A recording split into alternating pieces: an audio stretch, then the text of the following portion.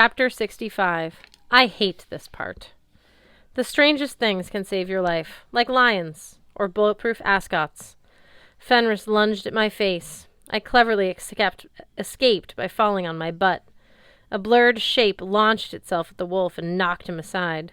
Two animals tumbled across the boneyard in a whirl of fangs and claws. When they separated, I realized Fenris was facing a she-lion with a swollen eye. "Sam?" I yelped. "Get the rope!" She kept her gaze on her enemy. "I need to have a talk with my brother." The fact that she could speak in lion form freaked me out even more than the fact that she had a lion form. Her lips moved in a very human way. Her eyes were the same color. Her voice was still Sam's voice. Fenris's fur stood up on his back of his neck. "So you accept your birthright, as you are about to die, little sister?" "I accept who I am," Sam said, "but not the way you mean. I am Simera al-Baba, Simera of the Lion." She leapt at the wolf. They clawed, bit, kicked, and howled. I heard the term fur flying, but I'd never realized what a horrific thing it could be. The two beasts literally tried to tear each other apart, and one of those beasts was a friend of mine. My first instinct was to charge into battle, but that wouldn't work. Freya had told me killing was the least of the sword's powers.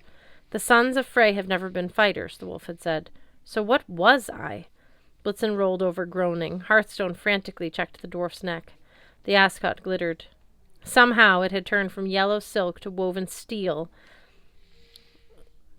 metal, saving Blitzen's throat in the process. It was honest to frig bulletproof neckwear. I couldn't help grinning. Blitz was alive. He had played his strength. He wasn't a fighter, neither was I. But there were other ways to win a battle. I snatched up the ball of string. It felt like woven snow, impossibly soft and cold. In my other hand, the sword became still. "What are we doing?" Jack asked. "Figuring stuff out." "Ah, cool." The blade quivered as if stretching after a nap. "How's that going?" "Better." I stabbed the end of the blade into the ground. Jack did not try to fly away. "Cert may get you someday," I said, "but he doesn't understand your power." "I do now. We're a team." I looped the strings and noose around Jack's hilt and pulled it tight. The battle seemed to fade around me. I stopped thinking about how to fight the wolf. He couldn't be killed, at least not now, not by me. Instead, I focused on the warmth I felt whenever I healed someone, the power of growth and life, the power of Frey. The Norns had told me 9 days ago the sun must go east. This place was all about night, winter, silver moonlight. I needed to be the summer sun. Fenris Wolf noticed the change in the air. He swiped at Sam and sent her tumbling across the lawn of bones. His snout was shredded with claw marks. The rune of Tyr glistened ugly and black on his forehead. "What are you up to, Magnus? None of that!" He lunged, but before he could reach me, I fell out of the air, twisting. He fell out of the air, twisting and howling in pain. Light surrounded me, the same golden aura as when I had healed Sam and Hearthstone in Jotunheim. It wasn't hot like the fires of Muspelheim. It wasn't particularly bright, but it obviously pained the wolf. He snarled and paced and squinted at me like I had become a spotlight. "Stop that!" he howled. "Are you trying to annoy me to death?" Sam the lion struggled to her feet. She had a nasty cut on her flank. Her face looked like she'd been rear-ended by a tractor trailer. "Magnus, what are you doing?" "Bringing the summer." The cuts on my chest mended. My strength returned. My father was the god of light and warmth. Wolves were creatures of darkness. The power of Frey could constrain Fenris just as it constrained the extremes of fire and ice. Sticking up from the ground, Jack hummed with satisfaction. "Summer! Yeah, I remember summer."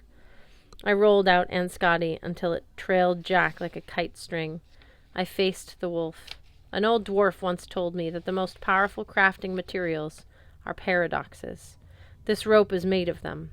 But I've got one more. The final paradox that will bind you. The Sword of Summer. A weapon that wasn't designed to be a weapon. A blade that is best used by letting go of it. I willed Jack to fly, trusting he would do the rest. He could have sliced the last of the wolf's bonds. He could have flown across the battlefield straight into Surt's hands. But he didn't. He zipped under the wolf's belly, threading the cord and Scotty around his legs faster than Fenris could react, binding him and toppling him. Fenris's howl shook the island. "No! I will not!" The sword zipped around his snout. Jack tied off the rope in an aerial pirouette and then floated back to me, his blade glowing with pride. "How'd I do, boss?" "Jack," I said, "you are one awesome sword." "Well, I know that," he said. "But how about that rope work, huh? That's the perfect Steve Doors knot right there, and I don't even have hands." Sam stumbled toward us. "You did it! You, Her lion form melted into regular old Sam. Badly injured, face battered, her side soaked with blood.